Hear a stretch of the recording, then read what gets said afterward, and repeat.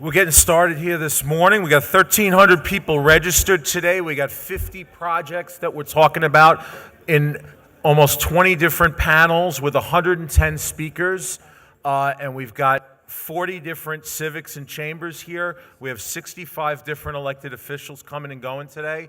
And all I can say is there's a lot of positive energy in the local communities. And we're going to hear that. This is the best panel that we do all year, is the state of the towns and villages, and we're going to get to that in just a second. But without further ado, we have to thank our sponsors, because without our sponsors, we just can't get moving with a strong agenda here. So let's start with our platinum sponsor, Renaissance Downtowns. Let's give them a hand. Our gold sponsors, National Grid, they're here with us in the morning right now. National Grid, Lila's Aryan Properties, First Equity Titles right here with us. Bank of America, Engel Berman, PSEG is right here with us. I know they don't have a sign on their table, but that's the PSEG table right over there. And also, and we're going to hear from them in a minute, AT&T is with us, so great to hear from them. So those are our gold sponsors. Our silver sponsors, Mill Creek, Cronin & Cronin, Southwest Airlines, H2M, Heartland Business Center, GPI is with us here, RXR, Next Era Energy, People's United Bank, Concern for Independent Living, Terwilliger Bartone, VHB, and the Southern Land Company, and then a whole slew of bronze sponsors also. So again, we've met our financial goals for this event, really actually for the first time. We usually fall a little short. So again, let's thank all the sponsors of the Smart Growth Summit. All right, so let's acknowledge we have... Actually, no, I have to thank our board. Any Vision board members, please stand up. Just acknowledge we work for them. They are great guides of our organization. Tremendous work, and in your packet, there's pictures of all of them. Where's our staff? Tawan Weber, Alyssa Kyle, John Siebert, Chris Kyle, and a whole slew of volunteers here today. They do great work. So that's great. We definitely want to thank them. And then we do have with us today a number of elected officials, and some of them are sitting at this formal elected officials table that we have, but some of them might be sprinkled throughout, and we'll hear from folks on the dais. But I do want to acknowledge New York State Senator Phil Boyle is with us. New York State Senator Phil Boyle. New York State Senator John Brooks is with us. New York State Senator Elaine Phillips. Or bipartisanship is happening here. So she's over there, sorry. Okay, great. We also have Town of North Hempstead Councilwoman Dina DeGiorgio, Town of North Hempstead Clerk Wayne Wink, Brookhaven Councilwoman Valerie Cartwright.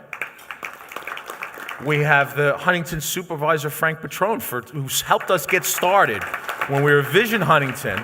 Smart Growth Award winner. Great work you've done, Frank, and we'll certainly be hearing more from you moving forward. Garrett Armwood from Senator Schumer's office. He's keeping things sane in Washington. So R.J. Renner from Lindenhurst, Village of Lindenhurst, doing a great job in their revitalization project. Warren Tackenberg from the Nassau Village Officials Association, doing great work. There's Brian Mullers from the transition team, former Nassau legislator. We also have Vivian Valoria Fisher, former Suffolk legislator, who's with us. Great to see you, Vivian. I usually miss people around the room, so what I always say is my cell number is 631-804-9128. If you have an elected official here or whatever, please text that to me. And you can text me all kinds of things. And throughout the day, I get all kinds of very interesting texts from folks. So I usually don't choose to share what those are. So let's get moving with our agenda. We want to kick the program off this morning properly. And this panel is really important to Long Island because there are regional interests that don't think about local government. They may be in Manhattan thinking about big ideas, but they're not attuned to the details of what happens on Long Island. And we're happy to know that a major corporation cares about Long Island. AT&T, now I could read them in the Wall Street Journal, they're this major company, but they take the time and have the caring to invest in this panel, 3 years running now, but also have boots on the ground. And Brandon Ray from AT&T is a dear friend. Brandon over here is going to be joining our board of directors in a few days.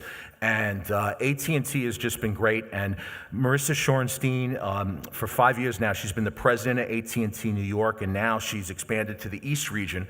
But again, she's here to listen to what the local needs are and really connect major corporate decision-making with what's happening on the ground on Long Island. And that's the kind of corporate leadership we want. So Marissa, please come up and kick us off this morning.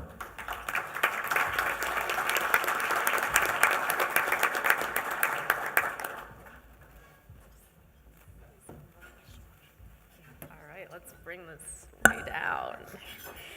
Good morning, everyone. Thank you so much for having us here today. We are thrilled to partner with Vision Long Island on this event for the third year in a row. And as you just heard, yes, we are one of the largest global companies and the single largest capital investor in the United States. But at our core, we are a local company with 300,000 employees in every single community across this country and around the world, and right here on Long Island. We care about our communities, we live and work in our communities, and that's why it's so important for us to be here today to meet with all of you, to learn from you, to hear about what your issues are, what your concerns are, and how we can support you. As was mentioned, we have a team on the ground here, Brandon Ray, who runs Long Island for us, and Steve Mall, I think you all know, and Amy Hines-Kramer, who's joining us today from Albany. She runs our Albany and Legislative Office. And you can reach us at any time. We want to continue to partner with you. We want to continue to be good corporate citizens in your communities. We hope that we're doing that for you now, but please always know that we're here to be helpful, to be supportive, and to help the needs of Long Island. So thank you so much for having us here today. Congratulations to the new legislators who were recently elected, and we look forward to hearing from this panel. Thank you so much for having me here this morning.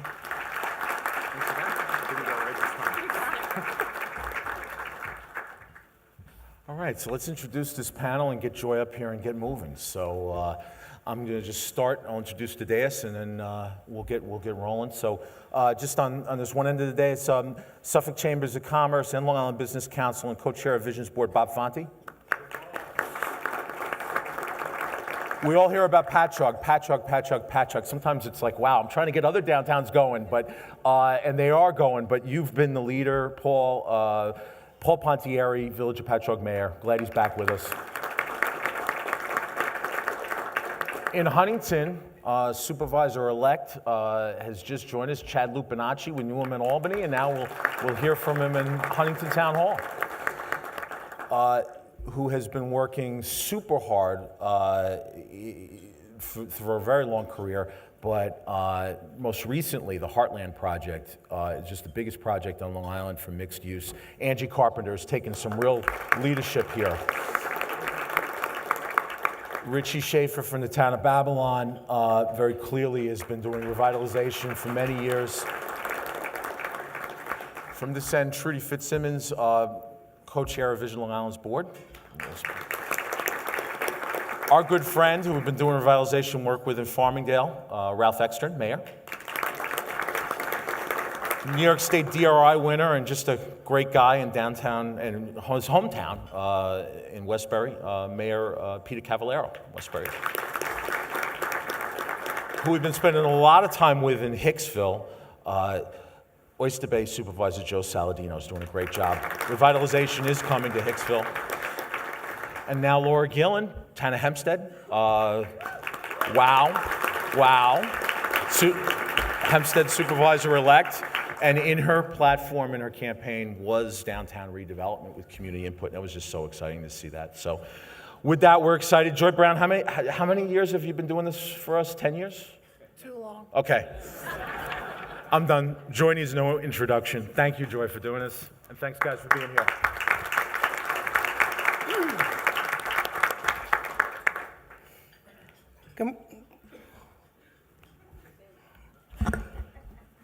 I didn't know I was taller than you, man.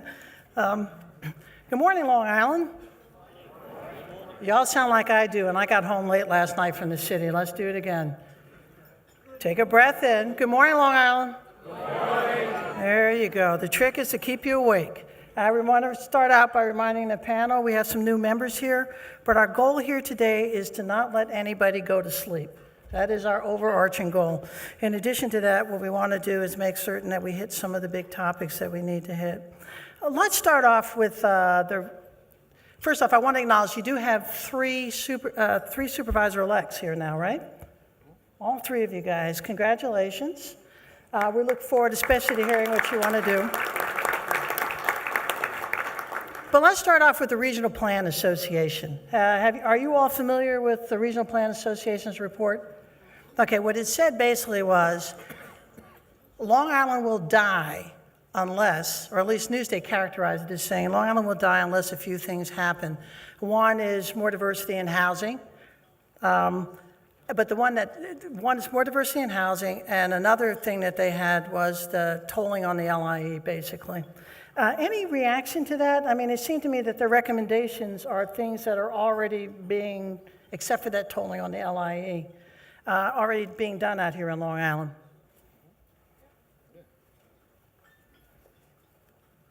Yes, we're on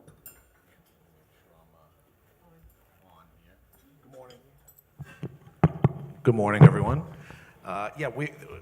We read, and Angie and I were just talking with Chad here about that announcement yesterday, and we're already doing a lot of what they're talking about, particularly the transit-oriented development. And I'll just give you a quick story. There's another story in Newsday today where the town of Babylon's bond rating was upgraded to AAA for the first time in our town's history. And I've known about it since the day before Thanksgiving, and it was my Christmas present. So I'm very happy for the holiday season. But one of the things that pushed it over for us was the fact that we had the Moody's representatives get off at the Village of Lindenhurst train station, RJ, and we pointed out that right across the street was going to be 260 new residential units that the Village of Lindenhurst is in the middle of approving in order to revitalize the Wellwood Avenue, Hoffman Avenue corridor. And as we drove them through and showed them Copeg Commons, which is 90 units of rental housing at the Copeg train station, then we took them up north to the Wyandanch Rising project, which everybody knows that the County Executive Ballone and the town of Babylon made a commitment to about 10 years ago. And when they finished seeing all of the development, and I made the point that we are 98% developed, and the only way that we can do anything to expand our tax base is to redevelop and be creative and rethink the vision. They said that that was really what tipped it over for us. We had all the numbers on our books and management, and we made it well in all the categories, and then finally they saw what we were doing, and it hit them like a light bulb and said, we're going to rank you with Islip and Brookhaven and Huntington and Smithtown as AAA because of what you're doing in terms of economic development. I'm going to head over to Nassau for a second and meander on over to Farmingdale. You guys had some pretty good news, too, in terms of economic development as well. What's happened as a direct result of the redevelopment that you guys have been doing, and you got your own Starbucks now, so that's like the thing. Wyandanch does now too, but they got it first. Thank you, Joy. What has happened, first of all, like I always say, transit-oriented development, or TOD. TOD is my best friend. TOD has totally redeveloped our downtown area. Before transit-oriented development, we had approximately 24 out of 26 26 empty stores. Now with transit-oriented development, we have 24 out of 26 stores filled. Our downtown is lively. The walkability from the close to 300 dwellings that have come in due to transit-oriented development. The people are walking our downtowns not only at night, but in the mornings, in the afternoons. and it's all from transit-oriented development. I can't tell you how much that makes a village happen. I'm going to stay in Nassau for a minute. I live in Suffolk, but I covered Nassau longer. So, actually, let's go over to Peter. I'm coming to you, Joe. Don't worry, because you're new, dude. You got a lot to say.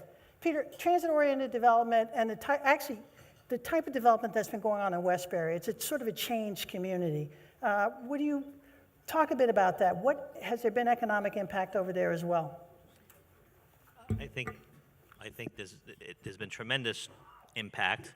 You know, many people here know about the space in Westbury, which is a downtown theater, and that has caused a trickle effect where, you know, most of the properties around it have started to become redeveloped. We have, I guess, about 800 multifamily residential units within 5 blocks of our train station. Many people also know we were the recipient of the first DRI grant on Long Island. The supervisor here in Hicksville was the recipient of the second one.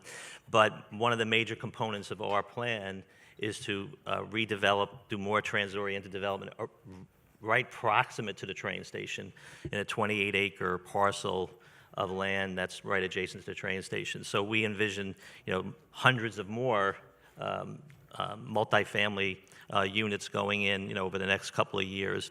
But I think everybody in this room, I think, is on the same page that transit-oriented development, especially in the communities along the main line, is the way to go. And it is a way to make your individual community sustainable, but it's also a way, I think, to make the region sustainable. Eric Alexander always makes the point that you know, some of these big projects always get the press, but it's the granular work that's being done in the communities, the individual communities, that really has had the biggest impact. And I think it's a mistake to look at the region and say the region is failing. I think you have to look at the individual communities and all the activity that's going on, the hundreds of projects that are going on a granular basis that have had a tremendous impact. And I think it's shown the way really for other communities, you know, in the future as to how to move the ball beyond where it is now. I want to get this out of the way pretty quickly because I know you all are hungry for it. But as I said, we have 3 new supervisors here. I'm going to go to Chad. Chad, I can't park downtown anymore, and it's a pain getting through downtown. But really, what do you have in mind in terms of economic development and dealing with Huntington, which actually has been pretty successful over the years, and some might say, It's going to get you your own parking space. no, I don't need my own parking space. I'm good. Supervisor Schaefer sends me over a parking pass for Babylon, so we'll get you. I'm going to have to give him one too for Huntington now.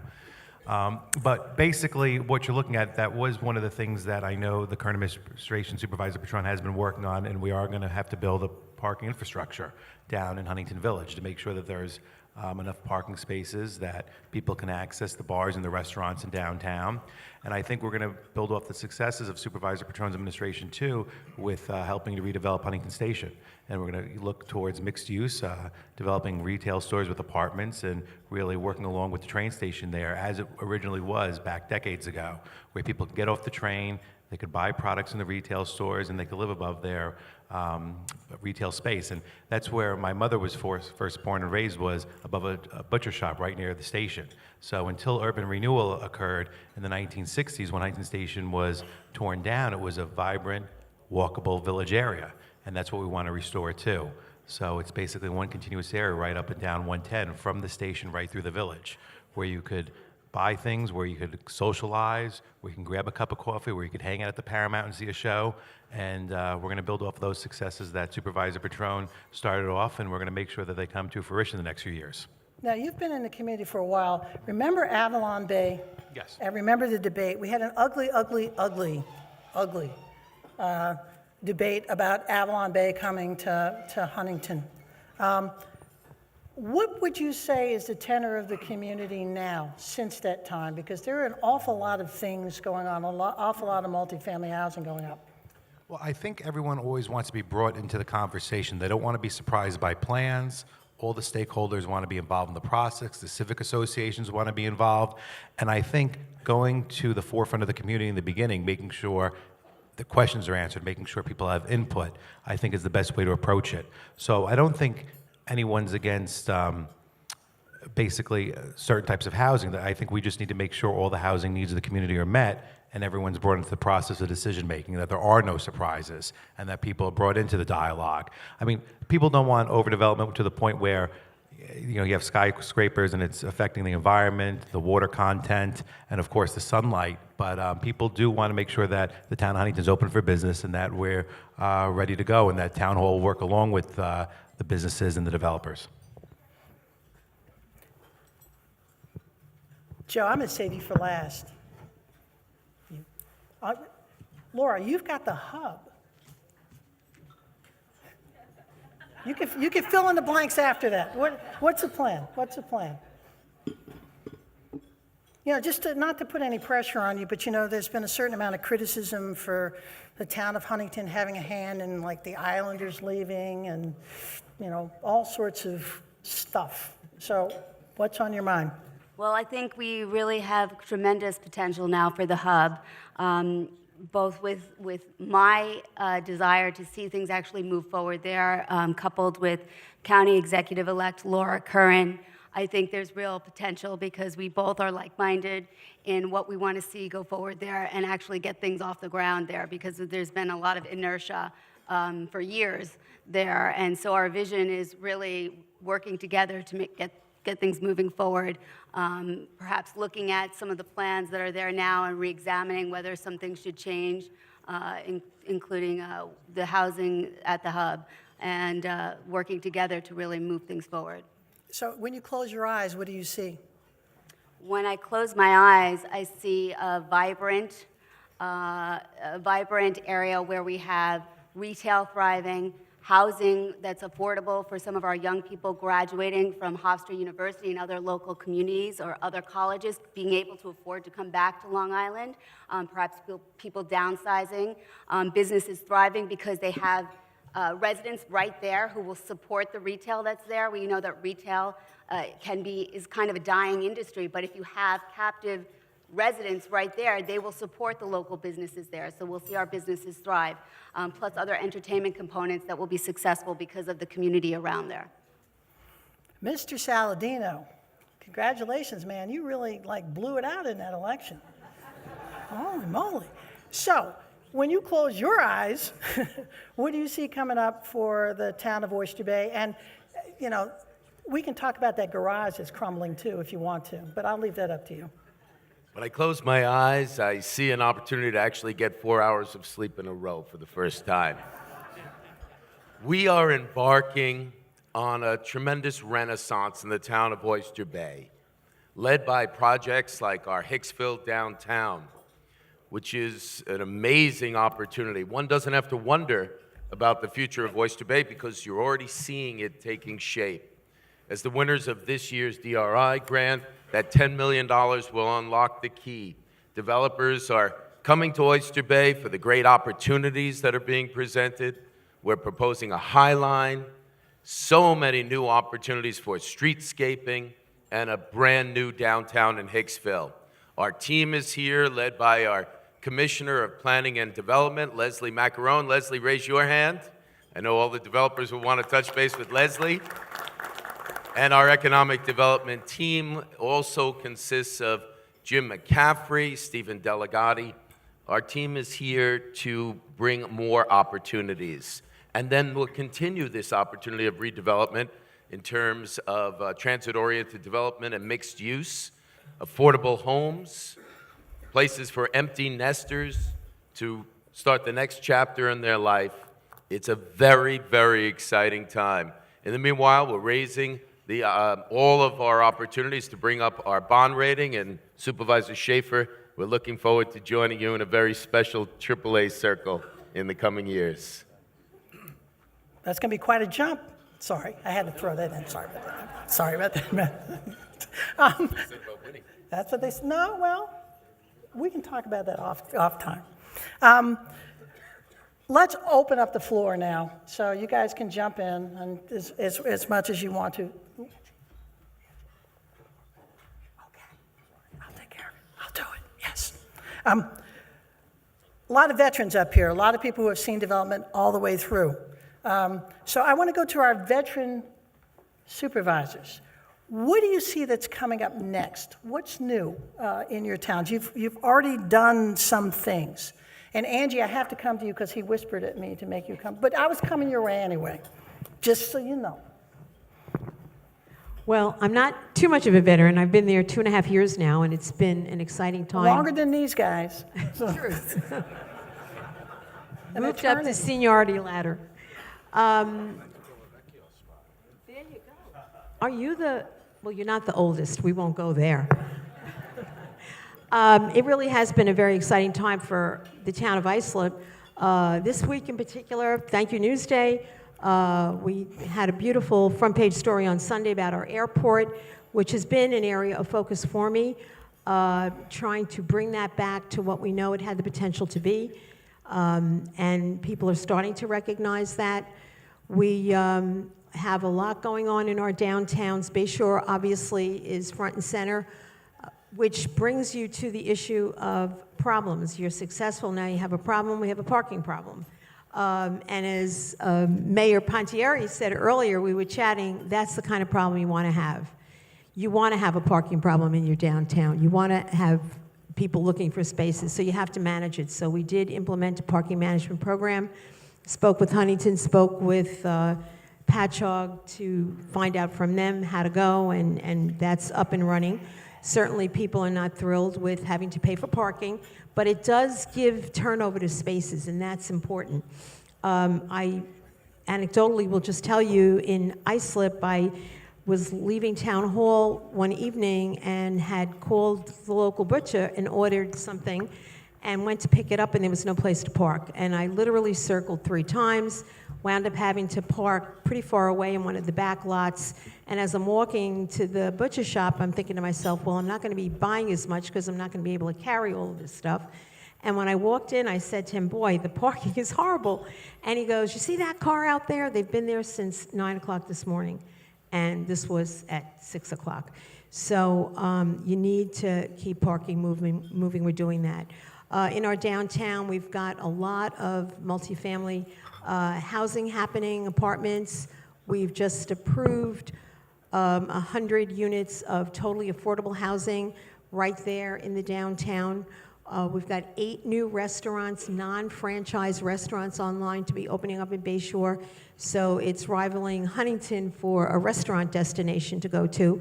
And of course, when you talk about transit-oriented development, you know, the railroad is there, the ferries are there, we really have it all. So we're concentrating on some of the other downtowns, CI in particular. We've done a lot has been done over the years in the south end of town with the ballpark, the shopping center there. The New York Tech property is in the process. New York Tech has closed that campus, so that property is being sold. So there's a lot of exciting things on the books happening there. And along the Vets Highway corridor, back in 1985-86, some new codes were put in place that were very, very restrictive. You couldn't have fast food. You couldn't have a sign out front of the restaurant. Food service had to be inside a building. So after a couple of years of a study, we finally adopted changes to the corridor on Vets Highway, letting developers know what they can do. So there's a lot more opportunities there. There's a lot of interest in that. So a lot happening. So stay tuned. The guy who snuck up here and nobody noticed, that's Supervisor Ed Romaine from the town of Brookhaven. What's up? Thank you. Well, the town of Brookhaven is where a lot of action is taking place for a variety of different reasons and a whole host of things. But I know that Joy is probably going to ask us about multifamily housing, and I can tell you that we have had many units developed. I just dedicated last month Concern for Independent Living, a new facility in Middle Island. But we have 9 villages, and 2 of them are very active with multifamily. And of course, the king of that is our mayor, Paul Pontieri, in Patchogue, has done a great job revitalizing that village with tons of multifamily. And Port Jefferson has added many more multifamily units in the last year, and more will come online. The town, of course, has approved a number of multifamily units, and thank God we're finally getting things underway at Ronkonkoma Hub. That will be 1,450 units of housing, and then, of course, there's office space, retail, entertainment, etc., in what proves to be very important. One of the things that I think we've all learned a lesson of, suburban sprawl, which kind of characterizes development in Suffolk, makes it very difficult and costly to provide infrastructure. Transit-oriented development is really the way to go, and we are working on our second transit-oriented development after Ronkonkoma Hub at East Yaphank. The MTA was able to dedicate $20 million to move the Yaphank station, which literally gets 1 or 2, maybe 3 cars a day. I pass it every single day on Yaphank Avenue in the middle of the county center there at exit 67. That station will be moved next to the 7th Precinct in East Yaphank, right off William Floyd Parkway. And once that station is moved, the MTA will indicate that they will electrify from Ronkonkoma to East Yaphank. We are already building a mini city there, Yaphank Meadows, but we are prepared to rezone all the land around the station on both sides of William Floyd Parkway to do mixed-use development and create what will become the second TOD for the town of Brookhaven. Going back to Ronkonkoma Hub, one of the things that we want to advocate for, I always think that when we stand up and advocate for our town, we do justice to ourselves as supervisor, but we don't do justice to the island. What we have to advocate is not only for the town, but for the island. So, for example, I am a strong advocate of building some type of people mover from Ronkonkoma Station to MacArthur Airport. Angie has done a great job with MacArthur. It's coming back to life. Newsday has heralded that. But what we have to do, sitting up here, is that we've got to reach across not only political lines, but geographic boundaries that have been historic, and start thinking of ourselves as a region. Because I can tell you one thing, economic development doesn't know boundaries. And what we have to do is start thinking of those regional projects, regional initiatives that will help lift everyone's economy. And that doesn't stop at geographic boundaries. And we've been too tied to geographic boundaries in the past, and we've got to think beyond that. We have several issues that we have to deal with. Transportation is only one of them. We're an island that is stuck in the 19th century for the most part, as far as Brookhaven is concerned, because we really have no electric rail. It stops at Ronkonkoma, it stops over in Babylon on the south shore, and stops over in Huntington on the north shore. We need to electrify. And we not only need to electrify, but we need to start working. I haven't seen this, and it's really distressing, where when a train pulls in, it's being met by a bus. We haven't linked bus transportation and rail transportation to ensure better public transportation. It's like public transportation is the forgotten stepchild of the island. Okay, dude, you got the biggest town, but Thank you, Joy. you're very welcome. You know, Brookhaven, as you know, is the largest town geographically. It is larger than the county of Nassau. And as you probably know, Hempstead is the most populous town still in the United States of America. Just a little Long Island history for you. But we talked about parking. Let me ask you, how many of you municipalities are having problems with parking right now? Issues. Raise them up so they can see you. You would have a solution, Joe. Joe always got a solution. How many of you have built multifamily housing in your communities over, say, the past or approved multifamily housing in your communities over the past, say, 2 years? How many of you have approved multifamily housing in your communities over, say, the past 2 years? Okay, again, another little piece of Long Island history. This used to be the wah-wah panel of supervisors who always talked about how nothing could get done and nobody was supporting them. So this is a huge, huge turnaround. I want to talk about that multifamily housing, and I'm going over here because Ed was over there. Did a lot of you guys over there. A lot of multifamily housing is being built. A lot of that has been geared more toward richer folks as opposed to, the middle class or poorer folks on Long Island. And I think you are all aware of the number of studies that we've seen at this particular point in time, which shows that the middle class on Long Island is not just under stress, but that people in the middle class on Long Island are fighting mightily to stay in the middle class. How are you addressing those kinds of housing needs? Everybody all together now, come on. Well, Joy, Whoa, where'd that come from? here. Angie, sorry. We just actually did that in downtown Bayshore. 100 units, actually I think it's a little less than 100, but totally 100% affordable. Define affordable for me. 60% of median, 60% of median income. which is? Oh, you got me. Okay, I'm who trying knows to- what 60% of median income is? Oh, thank you. I don't feel so bad now. Oh, I thought she, I think it's Roughly less than that. I'm thinking somewhere in the, okay, we think low 50s, low 60s. High 50s, low 60s, maybe up in the 70s. How else are you dealing with that? In Nassau, whole county there.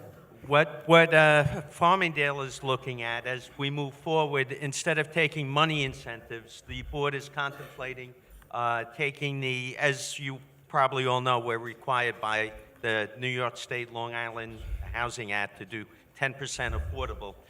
Instead of taking incentive bonuses in terms of monetary, the village board is looking at doubling that and doing 20%.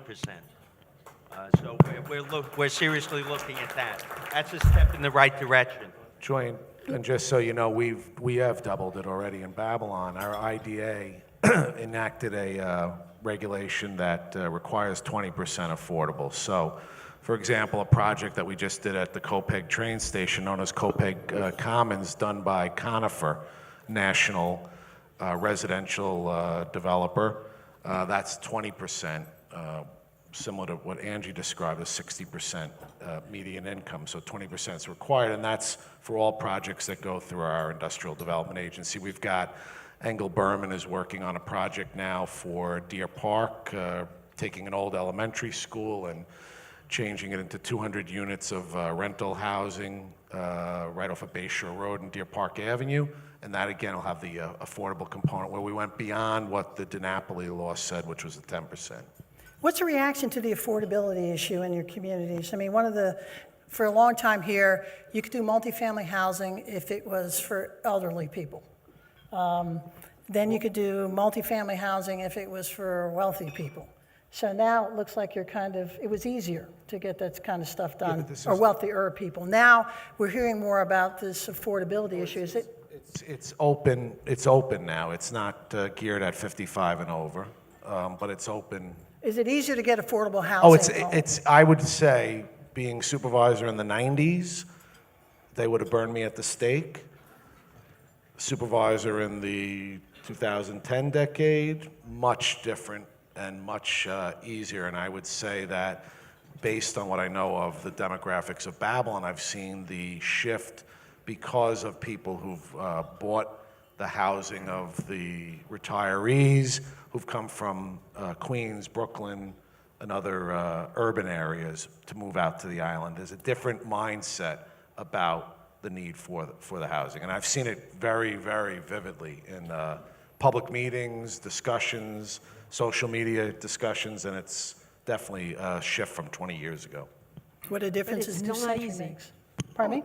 No, it's not But easy. It still isn't easy. Yeah, the conversation, like I think Chad said, the conversation has to happen before, and I tell, at least from our planning perspective, we tell, we're not going to do the work for you. We'll assist in doing the work for you, but if you want to develop a project and I gave Engel Berman an A++, because they literally took that old elementary school. There was controversy over selling the school in the public referendum discussion. It got passed by the community, and then Engel Berman came, and they went through several iterations of a proposal, had a number of public hearings, went door to door, came to us. By the time it got to us, literally 2 people showed up.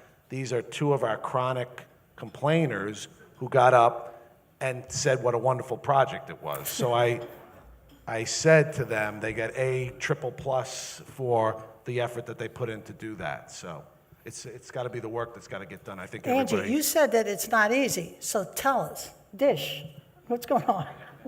Well, we got the Heartland project approved, first phase. That took, 15 years from when it first started? Certainly not 15 years at the town level, but it was a long process. There were a number of hearings. The last public hearing we had 144 speakers, all signed up to speak, but we got through it, and it was fairly civil. But I find that with social media now, people are out there putting information out that might not be true. The minute, yeah, really, I'm going to send them to Babylon. But the minute you talk about mixed use, multifamily, affordable housing, they start figuring that it's going to be low income. Section 8, ruin their neighborhoods. That's not why they moved here. They don't want Queens. And that is what goes on. So as Rich said, it's very important very incumbent upon the developers to be out there in the community, getting that information out. We've started requiring on large projects that they create a website, a very interactive website, so that when people have questions, they can go to that website and get those questions answered factually, so they're not talking among themselves with misinformation. Paul Pontieri, I'm coming to you, but not yet.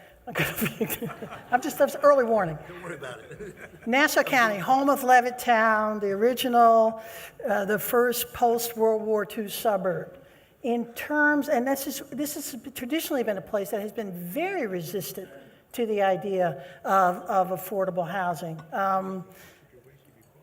Angie talked about her experience here. What is going on over there? What are you hearing from the communities coming up now? Has there been a change in Nassau? Has there been in Suffolk? I'll jump in here, Joy. I think that with bringing in affordable housing, you really just have to reach out, as Angie was saying, to the community and get the community buy-in. It's really important, and it's really important to reach out. We've seen tremendous fear-mongering. If you read some of the comments on the Newsday story about the Regional Planning Association, it's the typical comment, we're not Queens, and the comments get more unsavory from there. But you really have to reach out to the community and talk to them. What does affordable housing actually mean? Now affordable housing means housing for our college graduates. We're no longer living in a time where people graduate from school, get a job, and can go buy a house when they're 25 years old. The student debt is incredible. We need housing for our young people. We need housing for people who are selling their single-family homes, and they want to stay in the community where perhaps their children are raising their children, but it's just become so cost-prohibitive to maintain these single-family homes. So I think we really need to reach out to our communities, get them to buy in. I live in the village of Rockville Center, and we have a thriving downtown, and there was a lot of fear-mongering when multifamily units and apartment buildings were going in. That was when I first moved into Rockville Center. The community is thriving. Our small businesses are thriving. It's a destination. People come there to support our local businesses, and we should see that throughout the town of Hempstead and throughout the county. Okay, Paul, I lied. Next after this one. Okay, good. Listen, I'm One trying of to the see if I can say nothing the whole time. No, you got to say something, dude. Go. One of the largest growth areas in the town of Oyster Bay is Golden Age housing, tremendous need. In our Plainview project alone, We have 99 units of Golden Age, of the total of 750, along with mixed use. Define golden age. I'm just curious. 55 plus. Which, as funny as it is, think about it though, by lowering that age, we reach out to and satisfy a larger need of a larger portion of the population. So that's been very important to that project. 80% of the remaining 650 units will all be for Golden Age. It's a great opportunity to open up the housing stock for young families, and it's part and parcel to the growth that we're seeing because we're satisfying that tremendous demand. Paul, before you come up here and get me. Now, your village is actually kind of an interesting spot because it has changed an awful lot. And you and I have had discussions over there in town hall as to what your vision for how your community could be over the years. And I'll be damned if it didn't come true. Well, it's when I think back. I came into office in 2004, and lived in Patrick my whole life. Never got too far from home. And I watched the downtown, and I think of when I first took office of driving down Main Street, and blacktop road and gray storefronts. So it was black and gray is what the downtown was. But the thing that I always remembered growing up is that there were what I always call feet on a street. That the residential is what really took care of the downtown. And also the thing that I realized is we had blighted properties that surrounded the downtown. We're a built-out community. Everything that we've built and everything we've done has been rebuilding, taking away. Example, the Clare Rose property, 11 acres. We have 163 townhouses on it now. We built almost 900 new residential units within the community, within our 2.2 square miles. 700 of them can walk into the downtown. 700 of them are what now supports the downtown. We're an hour and 35 minutes from the city. So yeah, we can be considered a TOD, but we're on the limits of that. So part of what most of the people that live in the communities, Stony Brook University, Brookhaven Hospital, the Brookhaven Lab, we're supporting that middle of the island population. Out of those 700 units that surround the downtown, almost 30% of them are affordable. It was the first thing we did. And there's been a lot of talk about the former county executive, Steve Levy, and for the good, the bad, and whatever your relationships were. But one of the things that he did when he came in is he put $15 million into an affordable housing fund for acquisition of properties, of which we managed to get almost $8 million of it. And it is what really spurred us to do it. Copper Beach is 50% affordable. Art Space is 100% affordable. The 291 units, Tritech, is 28% affordable. So, because my feeling has always been, is that I would never want to live in a community that doesn't have a Little League. I never want to live in a community where there isn't that young vibrancy of the community. And now we've taken the next step, and hopefully within, from what Peter Flory tells me, in the middle of January, the beginning of January, we have an assisted living facility on Main Street. And DNF, Peter Flory and his group are the ones that put it together. So what we've tried to do is we've tried to manage ourselves to where a guy like myself, with gray hair, in about 10 years want to sell his house, that somebody within our community is invested in our community and wants to be part of our community and will stay in the community. Tritech in New Village, they do exit interviews on all of their residents when they leave. 60% of them stay within 5 miles of the village. They don't move away from the community, they stay within the community. It's extremely important, and I think that each of us, as villages and townships, need to take a look at the assets we have and how do we manage those assets so that you bring in the young families and you bring in those groups. Between the ages of 25 and 54 is almost 50% of our population. From age 54 down through school age, out of the 12,500 people I have in a village, is almost 80% of the population. There's a lot less of me's around with gray hair and a lot more of them's around. So I think that all this development, and we've run into the problems. We talk about parking. We did the parking studies. When TriTech came in and we talked about it, they did a parking study, and then they gave us the funding for us to do our own independent parking study. And the parking study said with the 2,200 parking spaces we have, we should have 400 additional spaces. What we found out is the model that we used was a traditional model of a mixed retail and restaurants. Well, we're now almost 70% restaurants, 75% restaurants. Retail has 10 employees, restaurants have 40 employees.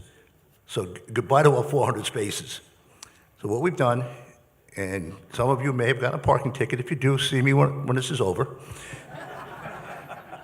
But we put in meters. Residents park for free in the back lots, the Main Street, which are the prime spaces everybody pays for. But we've also set up a separate accounting for those funds. And the funds that come from the meters will only be used for parking. It does not go into the general fund to support the hiring of somebody in DPW or in the new office, for parking only. We've added about 100 spaces since we've started.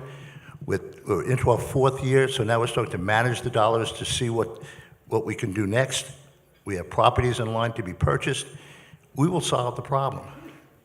But the people coming in and visiting our community and spending $150 in a restaurant, they're going to spend $5 for a parking space at night. One of the things we do, if you come in and you're going to go to the theater, which will do 150,000 people this year, the meters on Main Street, actually all the meters, after 6 o'clock, you put $5 in, you're there for the night.